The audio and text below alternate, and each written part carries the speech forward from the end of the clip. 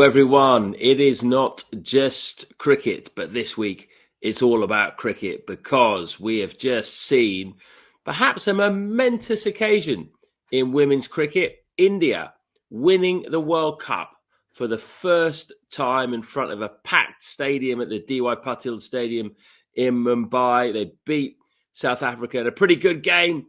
It looked like it was going to be close, but in the end, India pulled away. They won by 52 runs in the end. And we're going to start with that because there's nowhere else to start, really. Azim is alongside me as ever.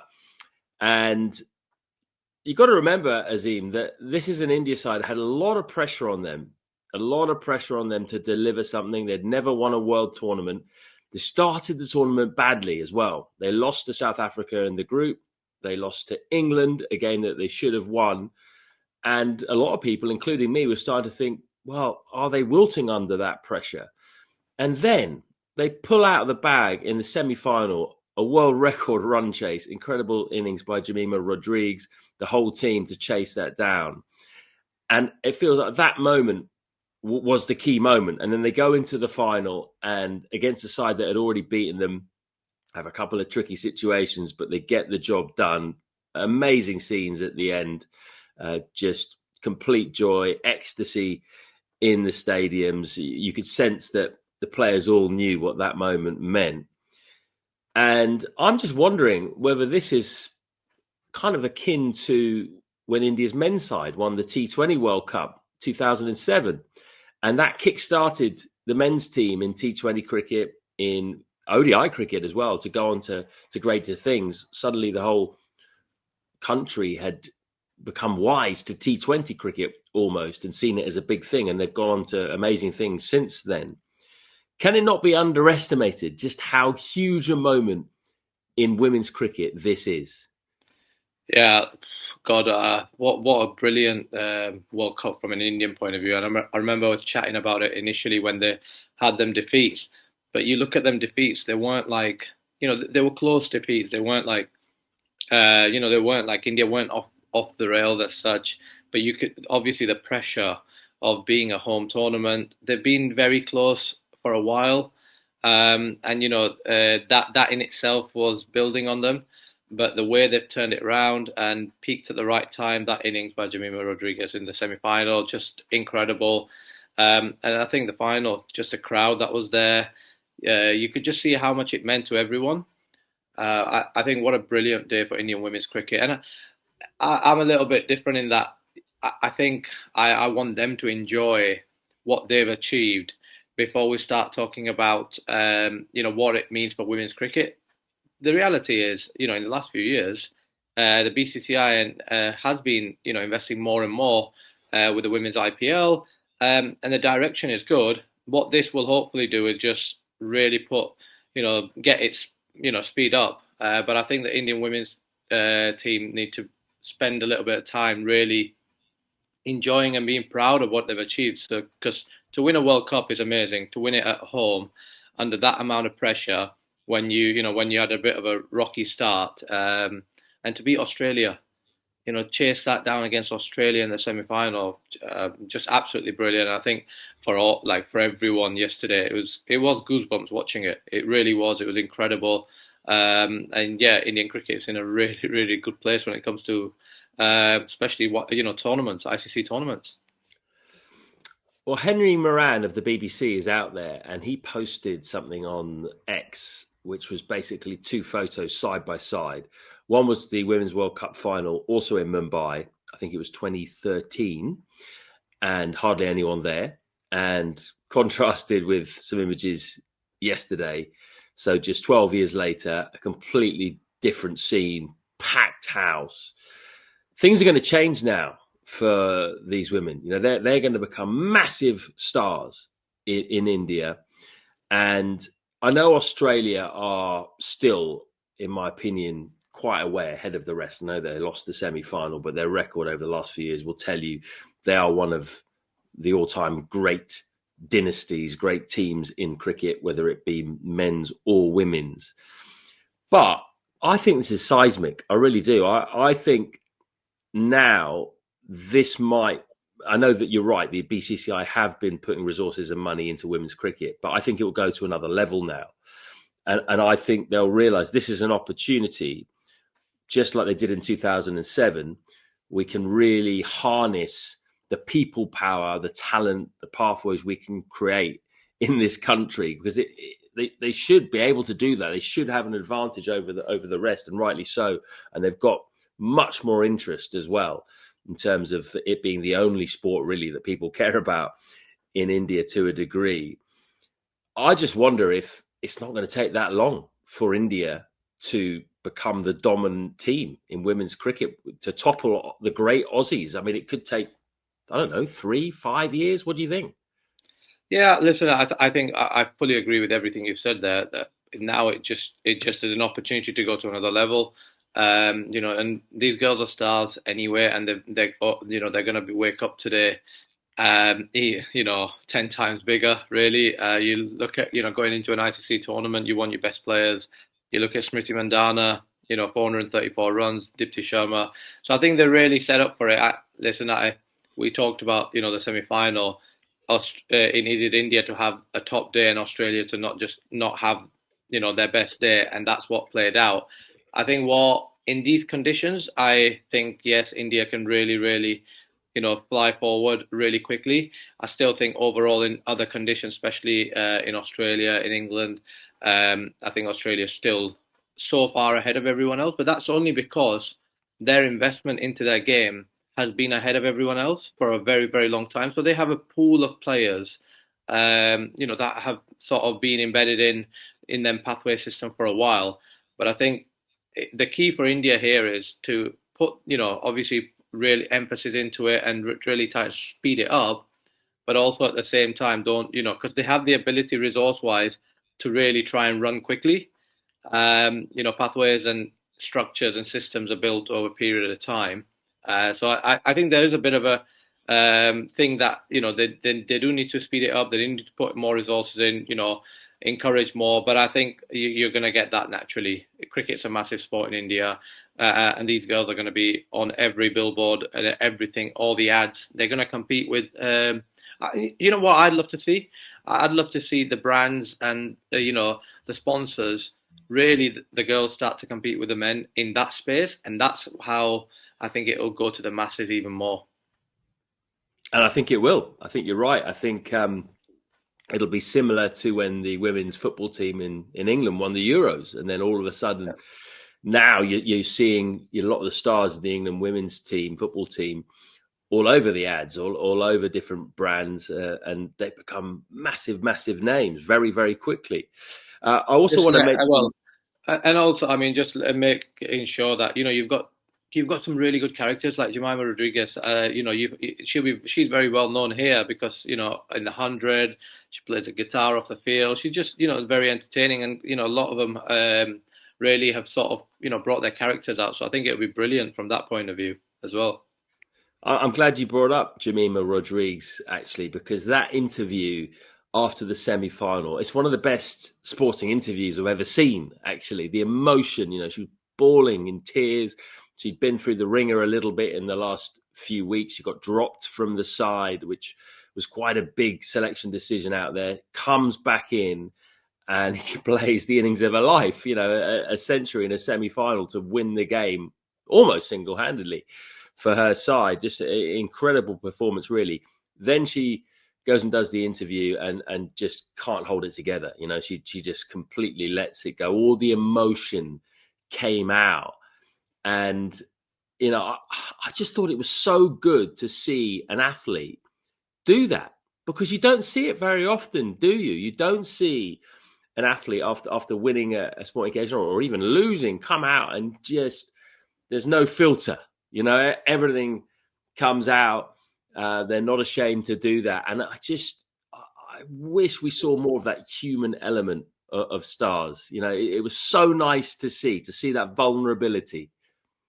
Yeah, look, it was an amazing interview from many aspects. She talked about her mental health struggles that she'd had throughout the tournament, the support of her family.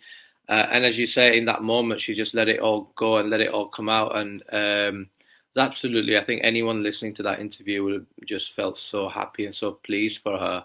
And it's difficult to be vulnerable because once you do, you know, you obviously you do get a lot of support, but you also get a lot of a lot of people that do uh, they want you to be yourself. They want you to show your authentic self. But then when you do and show the vulnerabilities, it can be quite a nasty place, especially online. For people in the public eye. So I don't think she had any control of it for what it's worth. You could see that and what she'd achieved. I mean, 127 chasing, 338 against Australia in a semi-final at home, all the pressure in the world. You could just see everything just came out at once, and you could see it like in the final. Actually, you could see that taken so much out of her.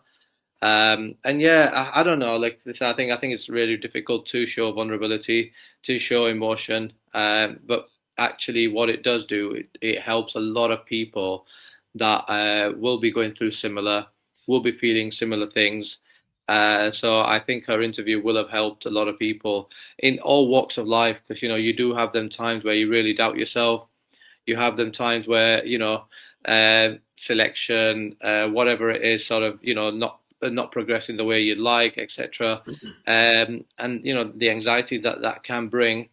So and staying true to yourself in them moments are not easy. So I think a lot of people will look at her and go, you know what, if she can, I can. And I think from that point of view, it was just amazing to see that she showed her full self. And it, like I said, it will help a lot of people. How about South Africa then? Because inevitably, I was on social media last night. There's people labeling them chokers and this sort of stuff. They lost the previous two T20 World Cup finals as well. So lost their last three finals in women's cricket. But they're not, are they? Because they bounced back from getting hammered, destroyed by England in the first game, bowled out for 60 odd. And you thought, oh, okay, right, they're miles off it, aren't they? And then they just turned it around and became this like chasing beast. Beat India in a massive upset. Ended up going into the semi-final, turning it around against England, a side who humiliated them, and they destroyed England. They absolutely dealt with England, who were definitely the favourites. Do you think that they should actually deserve huge credit for what they did to get that far, rather than people going for the easy thing, which is saying, South Africa chokers? Yeah, I mean, I think it's out of order and very, very lazy for people to say that. They've been absolutely brilliant. After the start they had in the tournament, they ended up finishing third, won, 5 games in the group stages. That's the same as England, and one less than Australia. Their semi-final, they were outstanding, and even yesterday, even right up until the sort of the ninth wicket, you could just see that they had the ability and to get over the line. And in a final, that was always going to be a difficult chase. I think South African cricket as a whole is in a really good place, and the women can be really proud of what they've achieved. It's not easy to go to India and perform, especially for non-subcontinent teams. So I think they should be very proud, and that their individual players are improving. The captain was absolutely brilliant. I think it'd be silly and quite lazy to go for the chokers tag. It's very easy to do that. I definitely didn't think it was that. I think India in the end were the deserved winners. Really, I think you've got to give credit to how what India's achieved yesterday. Like you said, I think we'll look back in 5, 10 years time and go, that was the moment, and that was the moment yesterday. And India having that success is going to help the women's game as a whole. But South Africa should be very, very proud of themselves. Right. What about England then? Let's talk about England, because it was a strange tournament in some ways. Had some really good moments. The victory against India was a great comeback victory, great show of heart in the field and with the ball. But ultimately, is getting beaten in the semi-finals by South Africa a failure? Yes, is the shortest answer. I think so. Yes, still Australia and England, you would say, are the most resourced, and look, they played some really good cricket in the group stages, but ultimately, I think getting knocked out in the semi-final and not even being really in that semi-final, they were hammered, weren't they?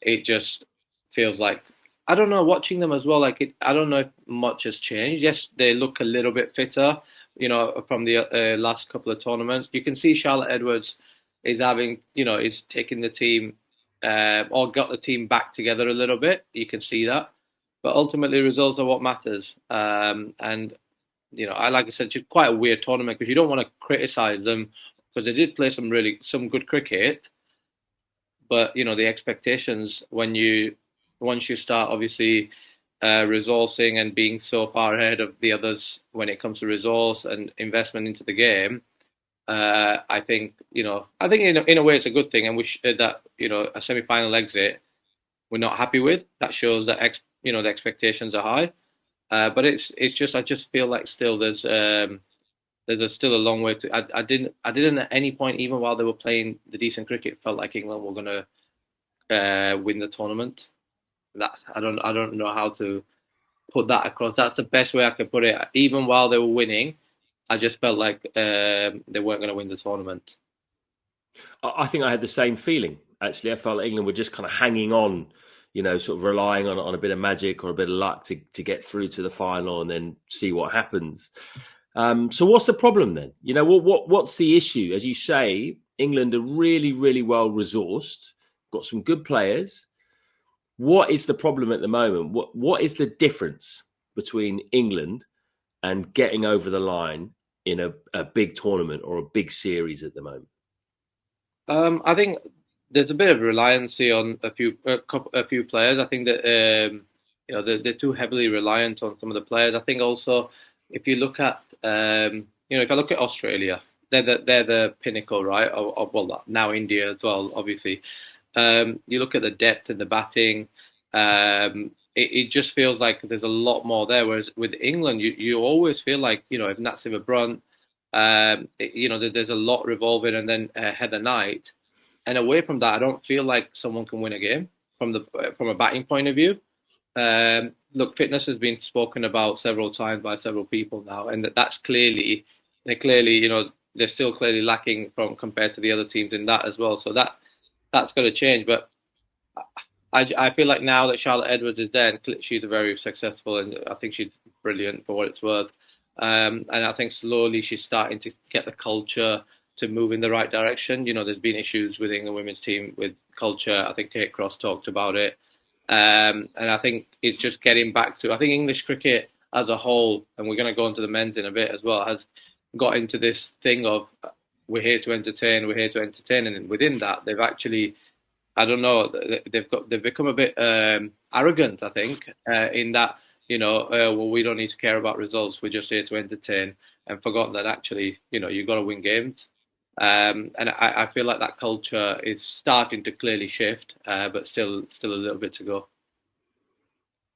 Let's move on to the men then, shall we? Because pretty abject performance, wasn't it, in the ODI series against New Zealand? Comfortably beaten pretty much in all three games. Last game, they got back in it, but then New Zealand got over the line, won by 2 wickets. The batting, the top order has been blown away in all 3 games in New Zealand. Now, I know it's a completely different format, and I don't agree with a lot of the headlines you'll see are batting a concern ahead of the Ashes, because it is a completely different format. But if you're consistently not getting many runs and you're going into another format, another test series, you're not going to be high on confidence.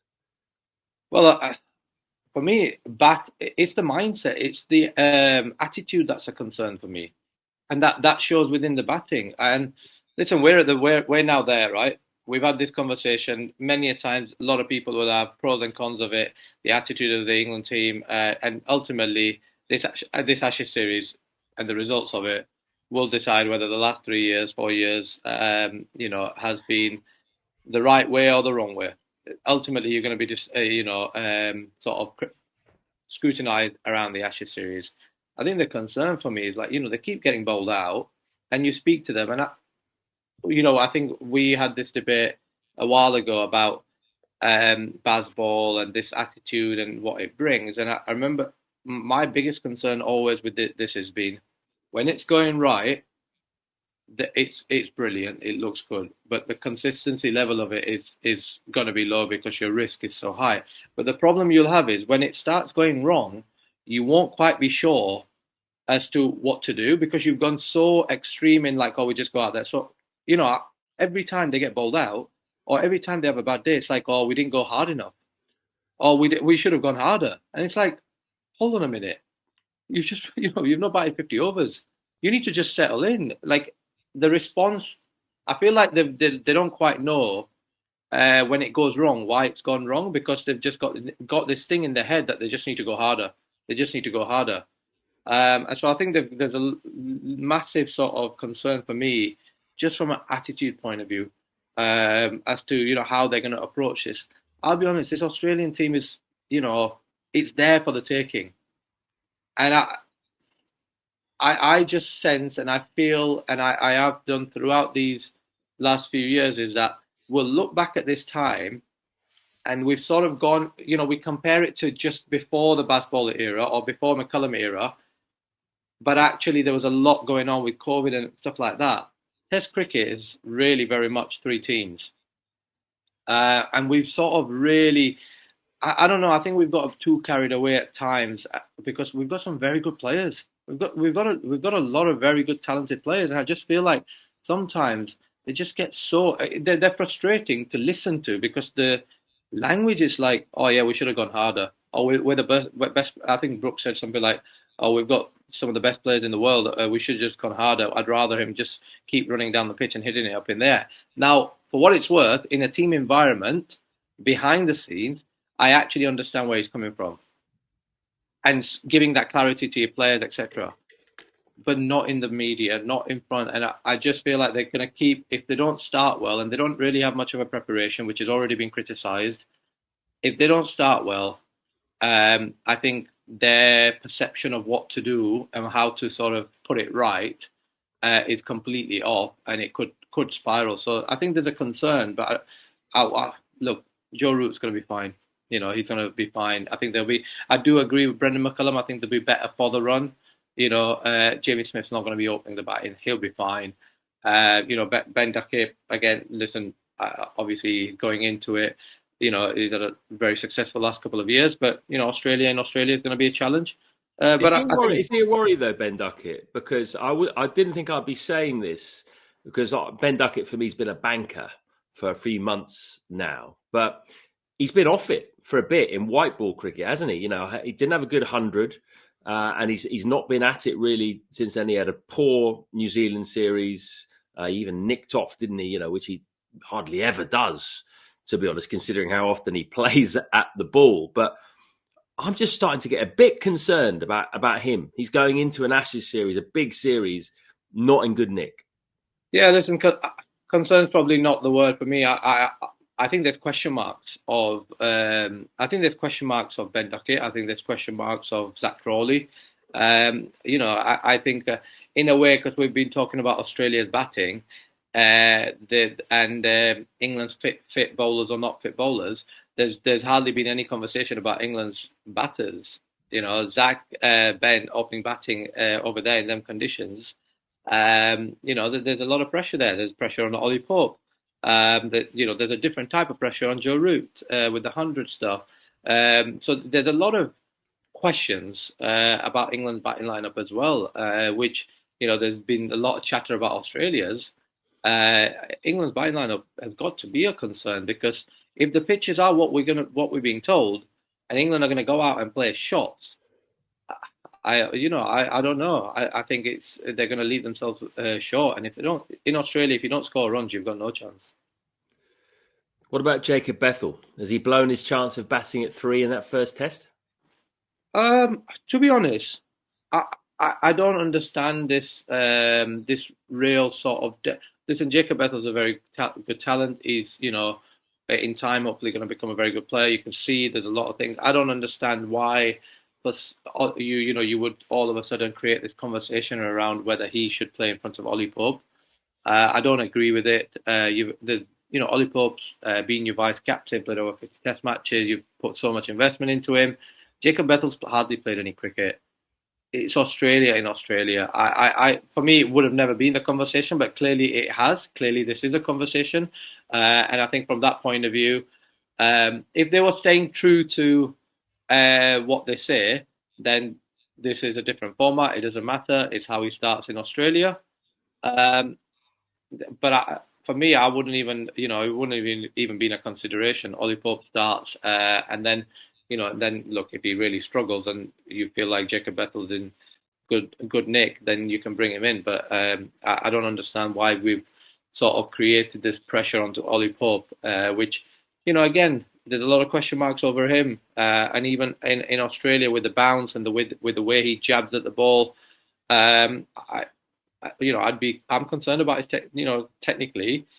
So any sort of mental sort of pressure from within is not really going to help. So yeah, I think look, Bettles in the end not scored any runs, so I can't see him having pushed that door further. But for me, it should have never been the conversation. Not long to go now. Cannot wait for that first ball to go down in the Ashes. We will, of course, have loads more coming up for you guys in build up to the Ashes and, of course, during it as well. It's got all the makings of an unbelievable series. Thanks a lot, mate. Good to chat to you as ever. We will be back next week with another episode of It's Not Just Cricket. Hope you enjoyed that one. We will see you guys soon.